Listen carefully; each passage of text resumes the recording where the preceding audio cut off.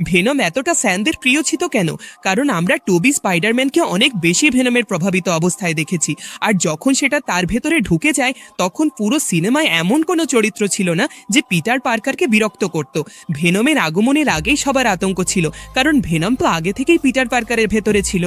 কিন্তু আমাদের Peter Parker এতটাই সহজ সরল ছিল যে সে কাউকে কিছুই বলতো না। আমি তোমাকে এমন একটা দৃশ্য দেখাতে যাচ্ছি যেখানে স্পাইডারম্যান সবার সামনে ফ্ল্যাশকে অপমান করেছিল, যে সবসময় পিটারকে বুলিং করত।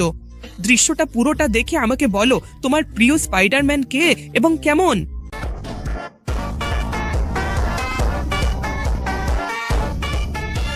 তোমার এত সাহস যে আমার সঙ্গে মজা করেছো? ফ্ল্যাশ ওটা মজা ছিল। আমি এর যোগ্য জবাব দেবো। যেতে দাও না, ফ্ল্যাশ এটা করো না। আমি লড়তে চাই না। ফ্ল্যাশ, এটা তো তোমার আগে ভাবা উচিত ছিল। চুপ থাকো।